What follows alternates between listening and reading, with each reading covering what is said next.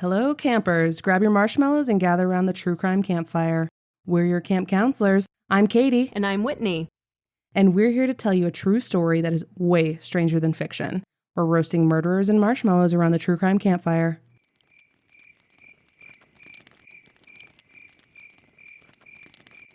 Mark Twain, always a good man for a quote, said about getting old, "Age is an issue of mind over matter.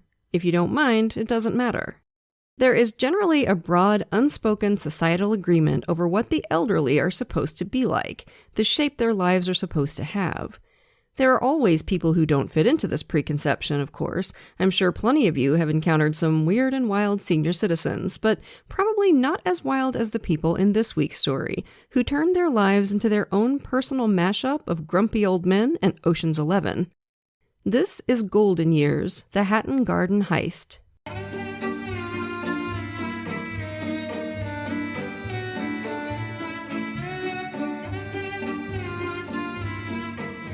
So, campers, for this one, we're starting in the town of Dartford, Kent, on the outskirts of London, May 19th, 2015. 76-year-old Brian Reeder was staying close to the phone. He was expecting an important call, one that could change his life. He was an old man with a shock of white hair that he arranged carefully to disguise a receding hairline. Just because you're old doesn't mean you can't be vain. Brian liked nice, expensive clothes. He wore tasseled brown leather shoes, stripy socks, and colorful silk scarves. He looked frail. He was frail.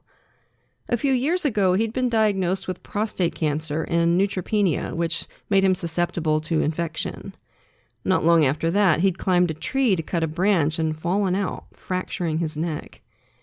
The physical ills were the least of it, though. His wife Lynn had died 6 years before, and everything had seemed gray after that. There was really only one thing that could still bring excitement into his life. He sat by the phone and waited for the call. 3 police vans screeched to a halt outside Brian's home. He felt a little thrill as he watched 20 police officers pour out of the vans, several of them carrying a battering ram for Brian's front door, but he wasn't really surprised. A few moments later, the door smashed in, and frail old Brian Reeder was placed under arrest for one of the largest robberies in British history. He'd been born in the tenement slums of Deptford in 1939, a place where theft was barely frowned upon as a way to survive in poverty. His dad was a fence. Brian was stealing almost as soon as he could walk. He was already on the path for a tough life, which wasn't helped when World War II started right after he was born and the Nazis started bombing the shit out of London. The first 6 years of Brian's life were a grim mix of crime, air raid sirens, explosions, rubble, and poverty. And right after the war, his dad scarpered off, leaving 7-year-old Brian feeling like he had to take care of his family. He and a gang of friends stole cigarettes, booze, and radios out of cars to sell on to dealers at the street markets. They shoplifted too, which earned Brian his first criminal conviction at the grand old age of 11. This didn't scare him straight, it just made him a hero to his peers. Brian and his mates nicked lead from roofs and wallets from tourist buses, really whatever they could get. He left school at 15 and got a job at a butcher's, but the math on that was pretty clear. More effort, less money. When he was 17, Brian was conscripted for his 1-year stint of national service. He wasn't keen on it. His patriotic feelings very clearly separated nation from government. In both world wars, plenty of his relatives had been conscripted into service and then killed. He tried to fail his medical, but the army didn't buy it. He was a bright guy, though, so he decided to make the best of it, and during his time in the army, he learned as much as he could about explosives and cutting equipment. As soon as he was out, he started building a reputation in the underworld as a cutter, someone who could get through walls. He also fell for the girl behind the counter at his local bookies, where he placed bets most days. Lynn's family weren't too keen on her hooking up with Brian. They sat her down and said, "Stay away from that sexily forbidden young man." Which went about as well as you'd expect. They were soon married, and at least on Lynn's half, lived a regular suburban life. Brian followed the old-school con's first rule: keep your mouth shut. so we don't know many details about his criminal career over the next couple of decades, except that he often complained about needing time off because he was so busy. He was essentially a contractor, hired out whenever a job needed some thick barrier to be taken care of. This put him in contact with plenty of shady characters, and at the end of the 70s, he went into business with one called Kenneth Noy. After Margaret Thatcher became Prime Minister in 1979, one of the things her government did was to get rid of the 15% tax on gold coins like South African Krugerrands. The more devious of you might already have spotted the problem with this. Brian Reeder and Ken Noy certainly did. They bought Krugerrands from banks, tax-free, then smelted them down into gold ingots. They sold these back to other banks, collecting the 15% tax. Obviously, the tax was supposed to be passed on to the government, and equally obviously, they did no such thing. Legislation soon closed this loophole, but by then, Brian and Ken had enough capital to smuggle coins in from mainland Europe, where the tax was lower or non-existent. They made a ton of money. In 1983, the Brinks-Mar robbery happened. That's a whole other big story, but the short version is that a bunch of crooks hit a warehouse at Heathrow Airport and unexpectedly found 3 tons of gold bullion. The gold bars were numbered, so the crooks looked for ways to smelt them down into clean, untraceable gold, which brought them to Brian Reeder and Ken Noy's. Soon, Brian and Ken were shuttling gold in both directions between Ken's country house and London. On January 26, 1985, Brian arrived at Ken's country house to talk about the gold business. It was dark, the ground covered in light snow. Ken's wife Brenda made them tea. Not long after Brian arrived, Ken's dog started barking down by the barn. While Brian and Brenda waited on the front porch, Ken went to his car and got a flashlight and a knife, then went down to see what had gotten the dogs all riled up. He put the knife in his pocket and turned on the flashlight. The dogs were barking at a bush. Ken shone the flashlight on it. Then he heard a noise to his left and swung the beam around.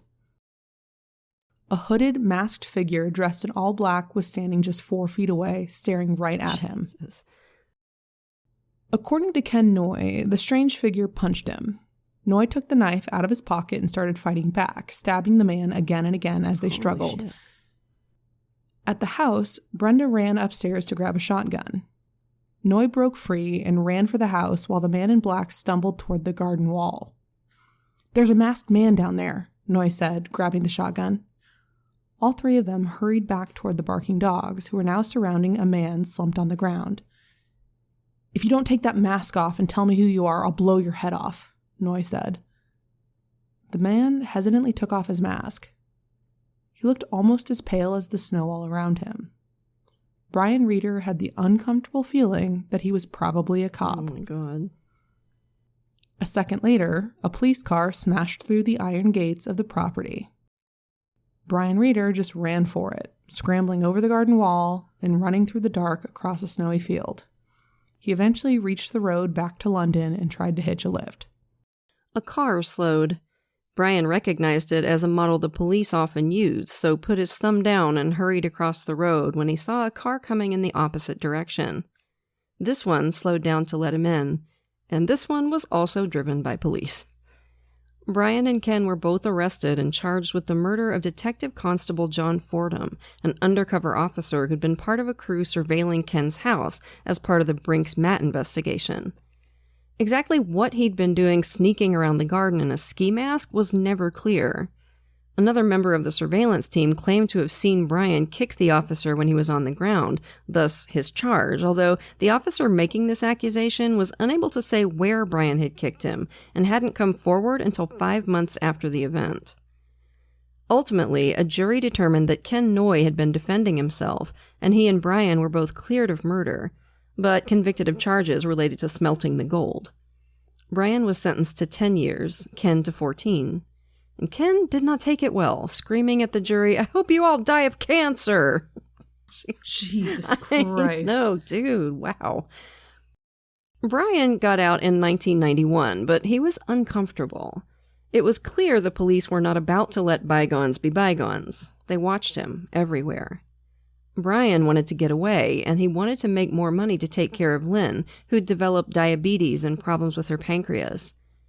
He moved to the north coast of Cyprus and tried to make a mint by building timeshare properties.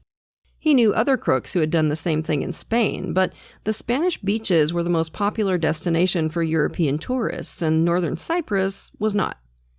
Even before it was finished, the timeshare plan collapsed, and Brian sold half-built properties at a loss and headed back to England. The 90s boom in London property prices made him realize he'd have made a ton of cash if he'd just stayed and invested his money there. Brian Reeder was a talented crook, but when it came to non-criminal ways of making money, his touch was more often lead than gold. In 2009, Lynn died, leaving the now 70-year-old Brian bereft. He started to feel like he had nothing left to lose, and his thoughts turned toward a potentially impossible job: Hatton Garden. The Hatton Garden area of London is the center of its gemstone and jewelry trade. The particular building Brian had in mind was 8890 Hatton Garden, an old 6-story building that was home, in its basement, to the Hatton Garden Safe Deposit Company. This was a private vault with a carefully cultured reputation for discretion and secrecy, and was reputed to hold incredible wealth. A lot of it was perfectly legitimate, profits or especially valuable merchandise from the nearby jewelry trade. It was also where some people hid their wealth from the government or from former spouses, and where much of London's criminal elite stashed their ill-gotten gains. Ooh, just gives you goosebumps thinking about it, doesn't it? This was what made Hatton Garden such a risk. It was in the territory of the notorious and notoriously violent Addams crime family. Trying to hit it without their okay would be madness. In prison, Brian had met up again with an old friend, Terry Perkins, a professional robber who'd been put away for his part in a £6 million heist in 1983. In the joint, they'd talked about Hatton Garden, and now Brian got back in touch. The first thing they needed to do was okay any heist with the Addams family, or they'd almost certainly end up dead. And they needed someone to provide financial backing for the job. A mutual acquaintance put them in touch with one of the Addams' most trusted employees. Wensley Clarkson, whose book Sexy Beasts was one of our main sources, doesn't give this guy's real name but calls him Lenny, so I guess we will too. They flew down to southern Spain to meet Lenny, who took them out to dinner and then to a nightclub. And in a back room, he told them the Addams family had agreed to finance the job, with conditions. He asked Perkins and Reeder if they had an inside man to help them through the vault. No, I don't do British accents, campers, so I'm I'll sorry. do it. I'm not I'll going to do do it. it. I'm sorry. Okay, you got it. Bollocks to that, Perkins said. Are you going to do the next part too? No, I or just got was it? going to do the fun part. Okay, all right, that's fair. We'll work out our own access. Inside men are a fucking liability. Lenny pretended to mull this over, then said he'd like them to meet someone. He called someone on his cell phone, and a few moments later, in walked a tall, thin man with weird red hair sticking out from under a baseball cap, almost certainly a wig. He had on big sunglasses that hid a lot of his face. He smiled and introduced himself as Basil. He looked like some kind of evil clown, Reeder said later. Tall, awkward sort of bloke, but he smiled a lot. Basil, with a magician's flourish, opened his hand to reveal 2 keys. With these, he said proudly, I can get into the building, whip round to the fire exit, and hey, presto, let you all in. Simple as that. The deal was that the Addams family wanted Basil to recover one particular security box from the left-hand side of the vault. The rest of the crew were only to go after boxes on the right-hand side and only within specified number ranges. It was all very strange and unsettling, and neither Brian nor Terry liked it one bit. Someone they didn't know would be on the job with them, and it was becoming clear that their own control and freedom regarding the heist would be severely limited. Mm-hmm. But what could they do? The Addams family ran North London. Either they did the job their way, or they didn't do it at all. They agreed. I keep picturing Gomez and Morticia as crime bosses. In London, like British, like Cockney crime bosses. That is a movie I would pay to see right there. Yeah, they'd be trading in like taxidermied bats or something and and making out during crime meetings and stuff. Well, you know what they would do? They would be trading in like super rare venomous snakes. That's what they'd be selling. Yeah. Serving like cyanide tea to their enemies and drinking it themselves. I don't know. I'm already writing the movie in my head. Give me the movie. Give me the rights. I'll write it. Brian already had the tool he needed in mind, a heavy-duty diamond-tip drill called the Hilti DD350. It was expensive, but that was no problem. They'd just nick one from a construction company. They also needed a crew. From what we've seen of heists IRL, this very rarely turns out to be an Ocean's 11-style recruitment of highly skilled specialists. It's just picking from whatever shady dudes you happen to know. Danny Jones was 60 years old, a professional criminal who drank at the same pub as Terry Perkins, the Castle. Jones was, to say the least, eccentric. He lived in a £2 million mansion in Enfield, but he was so tight-fisted that he bought all his clothes from charity shops. He preferred to sleep while wearing his dead mother's robe and walked around his house wearing a Turkish fez. What the hell? He was obsessed with the army, so much so that he often slept beside his bed rather than on it in a sleeping bag on the floor. When he did this, he'd pee in a bottle rather than walk the few yards to the bathroom. Yes, like a basement-dwelling kick streamer. Okay. Yeah. His wife was agoraphobic to a degree where she rarely left the house and apparently had the patience of a saint. Despite his age, Danny was as excitable and impulsive as a puppy. They all knew Kenny Collins, a 74-year-old with a long record for fraud, burglary, and handling stolen goods. He had a rep as a fellow with a hard head and a big heart, a solid guy on a job, but he was 74, had been seriously overweight for most of his life, and now had serious hip problems. He needed a cane to walk most times, but no one in the crew knew that because he kept it hidden in his car whenever he met them. And finally, there was Carl Wood, a longtime friend of Danny Jones. He didn't have anything like the career of the others, but they figured they could use him for some of the necessary physical work. Carl was on a 640-pound disability pension for a serious case of Crohn's disease, and he was deeply in debt. Right from the start, he kept pushing the crew to do the job as quickly as possible so he could dig himself out of a hole. The others ignored him. Except for Danny, they didn't much like him. Carl could be strange and distant, and somewhat ironically, these old-school crooks and con artists preferred people to be frank and straightforward. They met every Friday at the castle to discuss the job over pints, all except for Basil, who they never heard from again after that first meeting. They'd been told to only get in touch when they were ready to do the job. The plan was to steal the equipment, then hit the vault over the April bank holiday weekend when all the businesses would be closed from Thursday evening until Tuesday morning. They nabbed the drill and tried it out behind a pub. Brian Reeder, the supposed expert cutter, told them he knew everything about how to operate it, but he couldn't even get the thing started. Danny Jones opened his laptop and looked up how to operate the drill on YouTube, but to let Brian save face, they went through the procedure together, both holding on to the drill.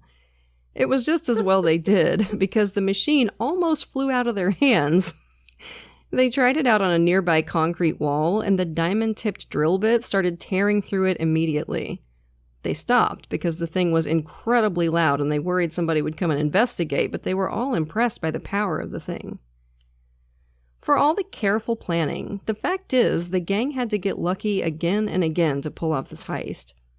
On April 1st, the day before they planned the break-in, there was a serious electrical fire beneath the Kingsway Road, which included a gas line bursting and flames shooting up out of a manhole cover. Holy shit. It would burn for 2 days before being extinguished. People in nearby offices were evacuated, theaters canceled shows, and telecommunications were screwy all around.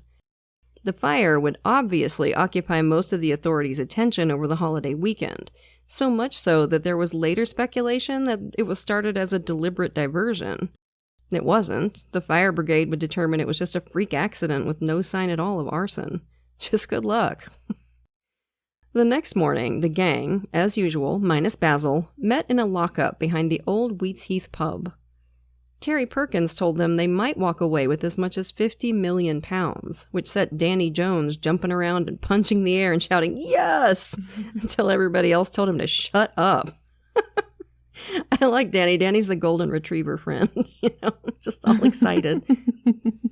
The plan was to get the most valuable gems they stole woven into cheap costume jewelry. Women would wear them on budget flights to Europe where the stones would be recut and sold. Brian Reeder reiterated the Addams family's instructions. They weren't to touch any box on the left-hand side of the vault, only the boxes on the right, and only the specific numbers they'd been told to steal. And he told them not to bring any weapons.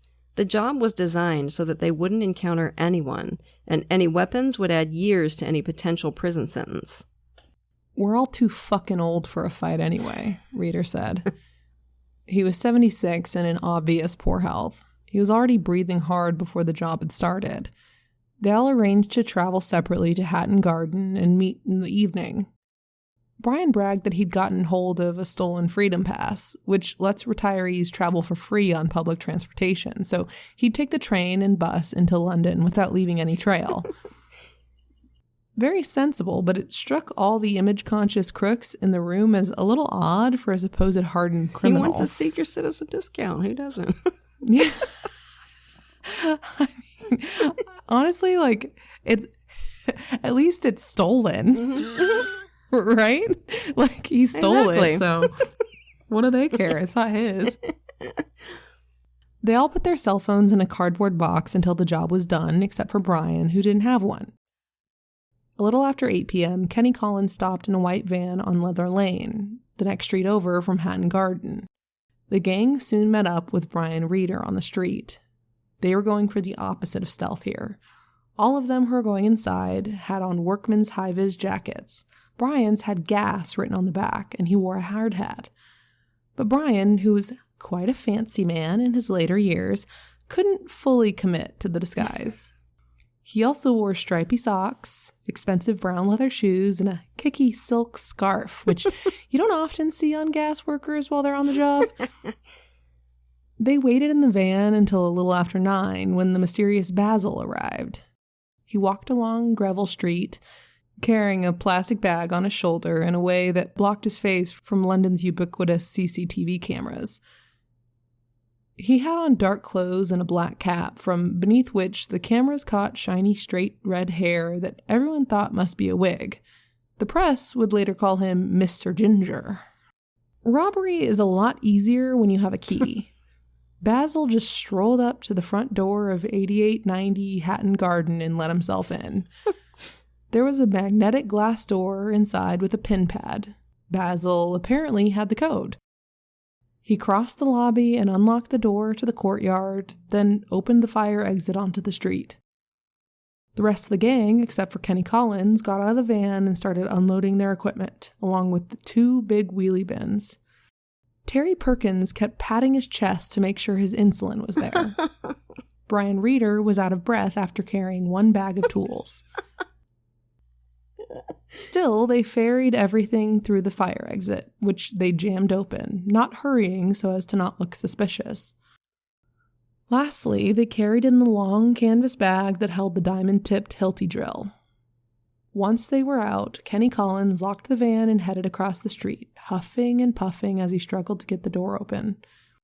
He went up to the office the gang had rented and sat with his feet on the windowsill. He could see both the front and side entrances of 8890 from here and would be the gang's lookout, with nothing but a cheese sandwich and a flask of tea to keep him company. Basil and Danny Jones went to work on the elevator, disabling it so it would stay on the 3rd floor. Basil pulled off the door sensor so that the elevator doors on the 1st floor would stay open, revealing the dark elevator shaft.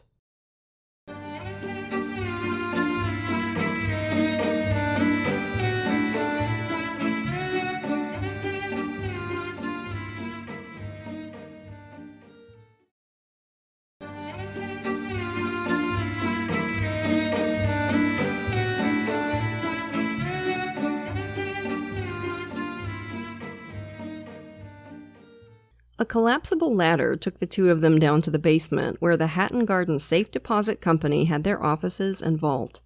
They pried open the elevator doors down there with enough force to buckle them, and they were in. There were no cameras down here. The Safe Deposit Company made their money from discretion and secrecy. Their clientele didn't want to be recorded on their visits. Upstairs, another member of the crew taped an out-of-order sign beside the open elevator doors. They didn't expect anyone to be working late in the offices, but just in case, they wanted to make sure no one felt like they had to report a broken elevator. In the basement, Basil got to work. He cut the telephone cable fixed to the alarm box and snapped off its antenna, which drastically reduced its signal range. He opened an electrical box that provided power to the sliding metal gate that separated the basement from the courtyard and cut a few wires. With no power, the gate could be pulled open manually, which the rest of the gang did, and started dragging their equipment inside. The gate opening unexpectedly like that should have sent an alarm signal to the security company, but Basil had disabled that. Or at least thought he had. But Basil's confidence in his technical abilities wasn't matched by his actual knowledge. The alarm wasn't completely disabled, and enough of a signal got through to alert the security company. Sort of. Again, the gang got lucky. An automated text was sent from the security company to the local police station to let them know about an incident in the vault area, but the police ignored it completely.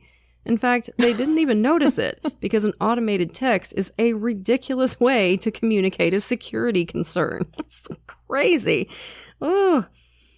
The gang smashed the lock off from the access door into the vault area so they could get the equipment in more quickly. They cut through an iron gate with an angle grinder, then used industrial metal cutters to get through a barred, reinforced door and into the vault company offices.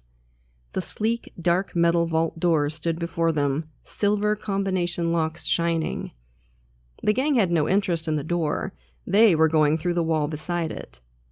This was 1.5 feet of concrete, reinforced with steel, but if Brian Reeder's calculations were correct, the Hilti drill should handle it, although it wouldn't be quick. Or big. Their plan was to drill 3 adjoining holes, side by side, to create a tunnel about 18 inches wide and 10 inches high. Now, if you want, grab a tape measure and see if that's a hole you could fit through, because my answer is definitely hell nah. But Basil and Danny Jones were both skinny little guys and were confident they could slither through. It reminds me of those terrifying caving videos. I'm obsessed with those. Any of you guys watch those? They're terrifying. Like, I like those too, but I have to watch them in like 10-minute chunks and take a break because they make me nauseous. Like, it's so upsetting. What do you mean you went head first down a hole that you weren't sure had an exit and now your arms are trapped? And like, the guys always have like a new job or a pregnant wife or 7 children at home waiting for them. I know. It's like the weirdest, most unnecessary risk to take, and yet they just glory in it. I'm going to squeeze myself into this hole that's smaller than a friggin' gopher hole. It's going to be fine. No. Well, Whitney, the worst part, the worst part is that eventually we're all going to have to go caving. It's not optional. It's a legal requirement that you must go caving at some point. It's illegal. Yeah. They'd tried out the drill beforehand behind the Wheats Heath pub, so they knew it would be loud, but that was out in the open air. Here in the enclosed offices, the sound was enormous and deafening, loud enough that they worried the locals would call somebody, but they were still lucky. After decades of proposals and planning, London was in the middle of building its Crossrail project, connecting the east and west sides of the city. Through central London, this new railway was underground, and construction was underway of a new platform at the Farringdon station just a few hundred feet from Hatton Garden. Anyone who heard the racket of the drill in the vault assumed the noise was connected to the underground railway work. Heavy machinery is tough work. Perkins and Reeder stopped drilling every 15 minutes, saying it was to let the drill cool down.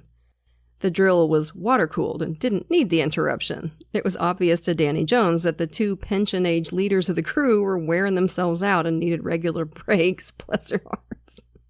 And Basil didn't help at all, just stood in the corner with his fingers in his ears, smiling as he watched. He's such a friggin' weirdo. It took more than 2 hours to drill the first hole, and even that didn't get them all the way through. Each wall of the vault's interior was covered with a steel skin, fixed to the floor and ceiling that the cabinets holding the deposit boxes were fixed to. The gang had a plan to get through that, but first they had to finish drilling. It was just after midnight. Hatton Garden wasn't a nighttime part of town, and the streets were deserted. Up in his lookout spot by the window, cheese sandwich and tea long gone, Kenny Collins had his feet up on the windowsill and was struggling to stay awake. How relatable. Over at the Holborn police station, someone had finally noticed the text message from the security company 3 hours after it had been sent. The coppers didn't exactly spring into action, though. They decided this wasn't a high priority alarm.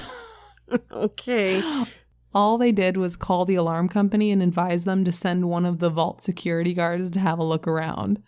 The security guard pulled up outside 8890 Hatton Garden at around 1:15 a.m. This was precisely the situation Kenny Collins had been set up to look out for across the street. But Kenny had lost the good fight and was deep asleep and snoring. But, lucky again, the gang downstairs had taken a longer break for some tea and sandwiches of their own. So there was no drilling sounds for the guard to hear. In fact, it was quiet enough for the crew to hear the car pull up outside and hear someone walk around. The gang listened intently, but they weren't too worried. Kenny would have radioed over to them if there was trouble, and Basil, who clearly knew the building inside and out, told them that even if a security guard had come to check things out, he'd only look at the outside of the building. He was right about that. The building's insurance policy stipulated that only police officers were to go inside the building in response to any alarm. The security guard checked the doors to make sure they were locked, then went around to look through the letterbox on the fire exit. He saw nothing untoward and decided the alarm system must have just tripped on by itself, something it had never previously done in the 8 years since it had been installed. This is not a story about people being great at their jobs. No. I mean, on all accounts. I mean, you've got the criminals stopping for fucking tea and sandwiches on a timed heist. They're old. What do you want them to do? That blood sugar drops. You got to get on it, man. They can drill in shifts. Okay, take a sandwich break while somebody else drills. Ay. You have the lookout guy falling asleep. Yeah. The police missing text messages. Yeah, what are they doing? It's a mess. The only guy good at his job is Basil. Mm-hmm. He thought to block his face from view from although even Basil wasn't that great at his job. He got to let the text message get sent out. What? True. Anyway, the guard called the vault manager who was on his way and told him everything was secure. They both headed home. Now, if he'd peered through the letterbox for just a few more moments, the security guard would have seen Carl Wood come out to light a cigarette. By 5 a.m., all 3 holes were done, and the gang used sledgehammers to clear out the remaining concrete from the tunnel. Now, they had to deal with the steel skin on the inside of the vault. Now, for this, Brian Reeder had brought a pump, a hose, and a hydraulic ram, along with metal joists to anchor it in place inside the tunnel. This was the part of the plan that Brian had the least confidence in. A few days previously, he'd told Terry, "If that doesn't do the trick, then we're fucked." These old dudes swear like it's their job, by the way. Don't get me wrong, I like swearing. You guys know that. But these dudes had mouths on them like insane sailors. It's something else. You'll see in a minute what I'm talking about. He pressed the starter on the ram. Nothing happened. He pressed it again and again, tension building behind him, and then, finally, it fired up. Danny Jones and Carl Wood cheered. The ram bashed against the steel skin for an hour, but not only did it not break through, it had barely made a dent. Terry Perkins told Brian to speed it up. The ram grunted, clunked, and died. Nothing they did got it started again. Brian shrugged and told him to pick up the sledgehammers they'd used on the concrete. Although Brian didn't do the work, he looked more exhausted than any of them, leaning against the wall and breathing hard as the others awkwardly bashed through the hole. One layer of metal was all that was between them and millions of pounds. After a sweaty half hour, it was clear they weren't going to get through. Carl Wood suddenly threw down his hammer and started walking around in circles, screaming in frustration. Brian made a decision. The job was a bust. They'd have to pull out. Basil, who had literally not said one word in hours, narrowed his eyes and told them the Addams family would be very upset if the job failed. They should leave, get new equipment, and come back the next night. The holiday weekend meant it was unlikely anyone would discover their work so far. The rest of the crew were unconvinced.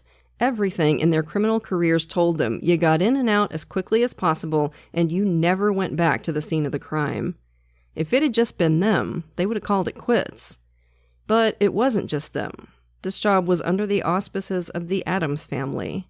If they walked away, they'd have the threat of violence and death hanging over them. At 7:30 a.m., they called Kenny Collins and told him to get the van ready. They piled in as Basil walked away alone. Kenny kept asking where the loot was, but no one answered him until they were back at his house. Brian Reeder made an uncomfortable decision. He told the gang he shouldn't go back with them that night. He didn't think he was physically capable of making it through another night like that, and wouldn't do them any good at all if he had a heart attack in the middle of the job. None of them argued. He was pale and unsteady on his feet. They gave him a lift to the train station and then started figuring out what they were going to do. Mike Tyson once said about boxing, everyone has a plan until they get punched in the face. Sleepless and desperate, the gang didn't make the best choices. They went out to a store called Machine Mart to get a new pump for the hydraulic ram. Danny Jones signed and gave his name as V. Jones, but used his own credit card and gave his own address for the purchase. Dude, oopsie. That evening, Kenny Collins drove them back to Hatton Garden in his white Mercedes. Basil had called earlier and told them to meet him at the same time and same place as the previous night. They got there a little early, which gave Carl Wood time to completely lose his shit. Carl's a little high-strung, it seems. He was convinced someone had been inside the building and seen what they were up to. He started shaking his head and walking around, ranting that they'd been stitched up, that this was a trap, that the coppers were going to swoop in at any moment. His nerve was going. Or, as one of the gang put it later, his asshole went. That's a good way of putting it. Eventually, Carl jabbed a finger into Terry Perkins' face, silently mouthed the words, "fuck off," and marched away into the night. Just a couple minutes later, Basil sauntered down the street. If he was surprised to see the crew reduced to just Terry Perkins and Danny Jones, he didn't show it. Just nodded casually to them and let himself in the front door of the building, just like he had the night before. They were soon down in the basement again, with the new pump connected to the ram. The new pump started smoothly, and the ram hammered at the steel skin holding the cabinets on the inside of the vault. Nothing happened quickly, but it was clear the ram was hitting the steel much harder than it had the previous night, bending the metal inward. Golden Retriever thief Danny Jones started yelling, "Smash it up now! Put that down! It's fucking working! It's working!" Danny. Finally, the ram pounded into the steel skin one last time, and it came loose from its mounting in the ceiling. The whole thing, cabinets and all, crashing forward into the vault. The way was clear. Right next to the unconquerable vault door, they'd cut a tunnel straight through the wall. Holy shit. For a while, they just stared at it. Then Basil calmly reminded them that they were working against the clock. He was thin as a rail and easily squirmed through. Danny Jones came after, barely forcing himself through the narrow tunnel. Terry Perkins, who had the comfortable padding of a man of advancing years, stayed outside. There was no chance of him fitting through that gap.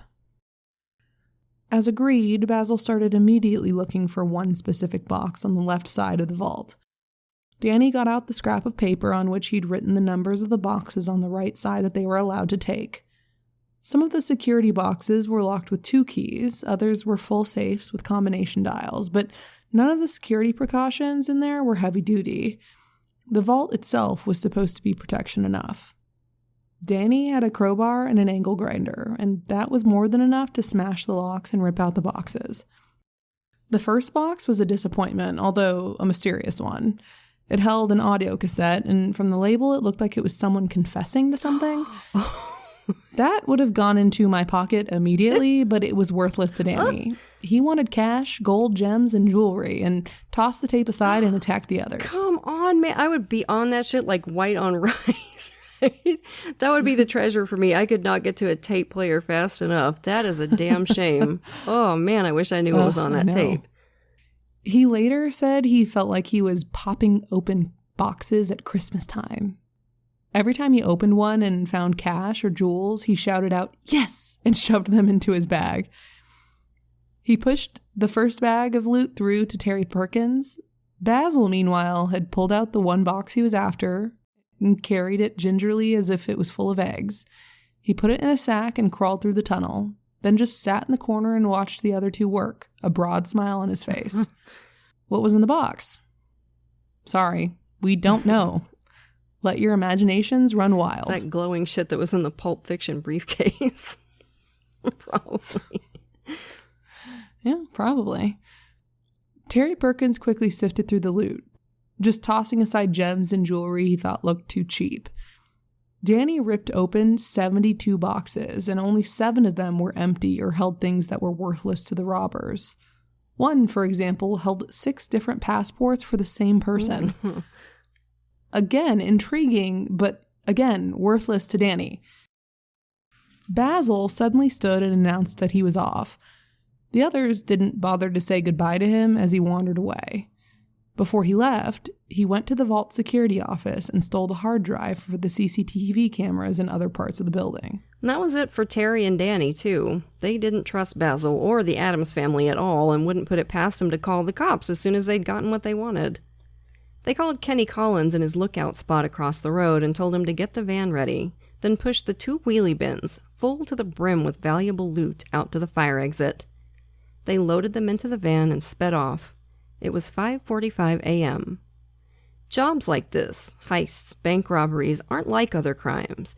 They come with an intense elation, a buzz when they go right, something criminal psychologists think is often just as important as the material rewards. These guys are chasing a high as much as they're chasing riches. So the van was bouncing as they drove back to Kenny Collins's place. A little sober reflection might have dulled the mood. They left almost all their tools and equipment back in the vault. Down to just 2 people and worried that the Addams family were about to stab them in the back, they hadn't had time to drag it all out. They were also, as one of them said later on, fucking knackered. Whatever, they left behind plenty for the police to work with. Back at Kenny Collins's place, Terry immediately started splitting up the loot. On previous jobs of his, a lot of suspicion and grief had been caused by one person looking after the loot until it could be divided up later, and he wanted no part of that. They'd have to lay low for a while before trying to fence anything, but they'd each have their own stash. They'd made an astonishing haul. Sapphires and diamonds worth tens of thousands of pounds, designer watches and brooches, bundles of pounds, dollars, and euros, small bars of gold and platinum. Later, the value of the haul would be estimated at 14 million pounds. That'd be around $27 million today. Terry Perkins was basking in the glow of a job well done, and then he got a phone call. It was the Addams family, letting him know that there'd been a change of plans. All the most valuable gems were to be given to Basil, who would ship them abroad immediately. "Fuck off," Terry said and slammed down the phone. It rang again, almost immediately, and Terry learned that Basil had taken a CCTV hard drive that clearly showed all their faces. It would be given to the police if the gang didn't cooperate. And besides, there was no need to worry. They'd still get their fair share of the proceeds once the gems had been sold. Terry didn't believe that for a second. Having just pulled off an incredible robbery, the gang were themselves being robbed. Just moments after the call, Basil was at the front door with 2 big Addams Family lurches standing right behind him. He carefully went through the hall, picking out all the most valuable pieces. Before he left, he promised the gang they'd get their fair share. No one believed him. After he'd left, the mood sunk like a lead balloon. They still had a decent amount of loot, but just a fraction of what they'd worked so hard to get. It felt like a small reward for all the effort and risk. Terry Perkins pulled himself together and went back to splitting up what they had left. Brian Reeder hadn't been there the second night, but it was his plan, so he'd get a share. Carl Wood, having lost his asshole, got nothing. It wasn't until 8 a.m. on Tuesday, 3 days after the robbery, that a security guard went into the Safety Deposit Company offices and discovered the smashed door and the hole drilled through the wall. He rushed outside to get a signal on his phone and called the police. It was one of the biggest robberies in British history and was immediately a massive headline-grabbing story. As is often the case with big heists where no one gets hurt, the perpetrators almost immediately reached folk hero status in the popular imagination, like becoming Robin Hood type, sticking it to the man. Although, of course, neglecting one important Robin Hood step. Robbing from the rich? Check. Giving to the poor? We'll get back to you on that. When it came out that police hadn't responded to an alarm on the first night of the robbery, there was a huge outcry. No police force in the world wants to hear the words Keystone Cops. Now it was all over the papers. The Prime Minister called the police commissioner for updates on the case, something that usually only happened with terrorism investigations. The heat was definitely on. Cameras from London's automatic number plate recognition system had captured thousands of images from the days around the heist. On April 18th, 2.5 weeks after the robbery, investigators trawling through all this data spotted a white Mercedes driving in and out of the Hatton Garden area on both nights of the robbery. Looking further back, they found it had been there many times before, just slowly cruising around. And on the second night, it looked very much like the 3 passengers were all wearing high-vis jackets. Exterior CCTV cameras had grainy images of the robbers, all but one of them wearing jackets just like that. The Mercedes was registered to Kenny Collins, 74 years old, with a record as long as your arm. Metropolitan Police immediately put him under surveillance. In a post-9/11 world, police surveillance was very different from what the old crooks were used to. A GPS tracker was attached to Kenny's car. Detectives followed him with cameras that had long-range microphones that could pick up conversations from 50 feet away. If they couldn't pick up the audio, they had lip readers examine the footage. A GPS trace on Kenny's phone told them where he was at any time. Every minute of his life was observed. But they didn't observe much. One detective said Kenny had, quote, one of the most boring fucking lives I've ever come across for a major criminal. Several times a day, Kenny would just go out in his fancy white Mercedes along with his Staffordshire Bull Terrier, Dempsey, and just cruise around his neighborhood just to be seen and show off his flashy car. This was a 75-year-old man. Kenny's habit of not looking either way before crossing the street made the detectives think he wasn't all that bright. And they weren't alone in that opinion. What did you say earlier, Whit? That these guys had mouths like insane sailors? Terry Perkins later described Kenny as, quote, a wombat-thick old cunt. Oh my God. I am adding that one to the Rolodex. That's going on our list for future episodes. A wombat thick. What the hell? I love it so much. WTOC. WTOC. You know it.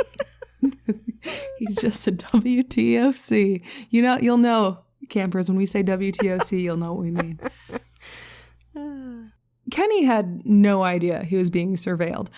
He moved like he was 10 years older than his actual age, and the detectives watching him wondered how he could possibly have had anything to do with an audacious heist. He got his car washed every other day. He shopped at Aldi. That was it. Bless his heart. Then 5 days into the surveillance, he finally did something to break the monotony. He went to the pub. There he met with 2 other elderly men, neither of whom looked healthy, and had what looked like an intense conversation. A video camera in a bag on the bar recorded them, and lip readers suggested they'd been talking about Hatton Garden, which I do have to say, I don't understand plotting your crime in public. Yeah, it's bizarre. Why? Why are you doing this? Why? Anyway. It was astonishing. All three of them looked like they'd fall over in a stiff breeze. Could these rickety old dudes really be the robbers the cops were looking for? Doubts evaporated, though, when the two new old men were identified back at Scotland Yard. Terry Perkins was 67 and had a long and glorious career as an armed robber, and Brian Reeder was 76, who'd had an equally long, if less spectacular, career, but one that included the death of an undercover police officer back in 1983. Even 3 decades later, that's the kind of thing a police department remembers. As one detective put it, finding out Brian Reeder was involved was like putting a missile up all our arses. Ooh, kinky. The surveillance expanded and soon caught all the other members of the gang, except for Basil, who the others had never seen or heard from again. The police played dumb to the press to try and keep the gang relaxed, insisting they were looking at an inside job and offering a £20,000 reward for any leads. The investigators wanted to make sure they had an airtight case, and the opportunity soon came up. The gang was going to get together for what crooks called the slaughter, bringing all the loot together for a more precise division than the hurried job they'd done immediately after the robbery. On Tuesday, May 19th, they got together at Terry Perkins' daughter's house out in Enfield, minus Brian Reeder, who was sick and trusted Terry to look after his share. They all had pieces of luggage crammed with loot. Just seconds after they'd all arrived, 6 police cars screeched to a halt outside the house.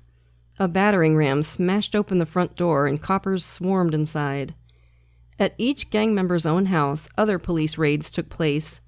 40 miles south in Kent, 3 police vans pulled up outside Brian Reeder's house and 20 officers swarmed inside.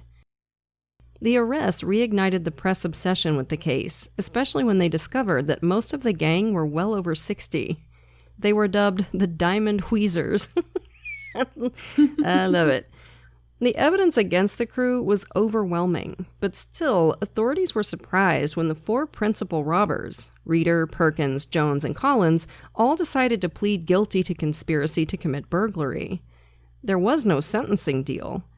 What they didn't know was that the gang were much more concerned about the Addams family than the judicial system. The family had made it clear they'd prefer it if they all just did their time and kept their mouths shut and they went along. Otherwise, the family's going to send Thing after him, and Thing is a trained assassin.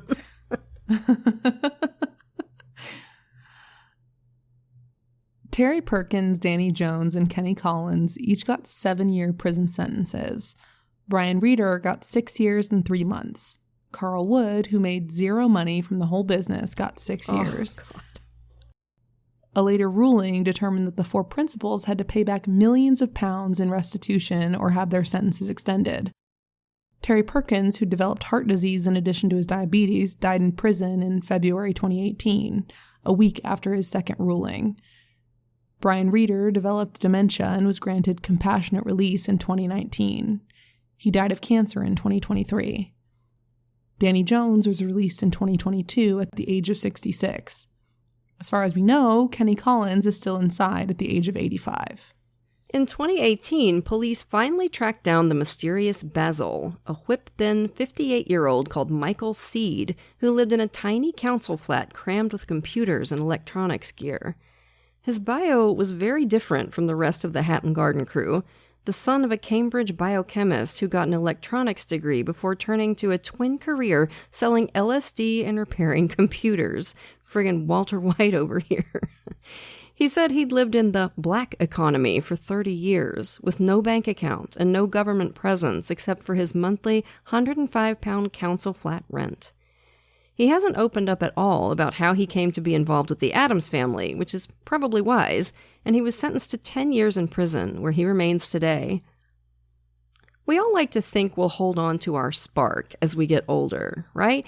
And you gotta hand it to these old guys. They definitely did that. One last big score. I suspect that, at least for some of them, it was almost worth it. The adrenaline rush, the Christmas morning feeling of going through all those safe deposit boxes. I mean, I would much rather it be something like skydiving, like my friend's 76-year-old mom recently started doing because she's a baddie. You don't have to do crime for that rush, but hey, you gotta stay young at heart or die trying. Now, we want to send a special happy birthday shout out this week to our superfan Abby from Jacob. My birthday's actually tomorrow, Yay. so hi there, almost birthday twin. So that was a wild one, right, campers? You know, we'll have another one for you next week. But for now, lock your doors, light your lights, and stay safe until we get together again around the True Crime Campfire. And if you haven't booked your spot yet on the CRIMEWAVE True Crime Cruise from November 3rd through November 7th, get on it, y'all. It is coming up on us. Join Katie and me, plus Last Podcast on the Left, Scared to Death, and Sinisterhood for a rockin' good time at sea. You can pay all at once or set up a payment plan, but you've got to have a fan code to book a ticket. So go to crimewaveatsea.com/campfire and take it from there. And as always, we want to send a grateful shout out to a few of our lovely patrons. Thank you so much to Maureen, Shelley, Gabby, and Pam. We appreciate y'all to the moon and back. And if you're not yet a patron, you're missing out. Patrons of our show get every episode ad-free, at least a day early, sometimes more, plus tons of extra content, like patrons-only episodes and hilarious post-show discussions. And once you hit the $5 and up categories, you get even more cool stuff.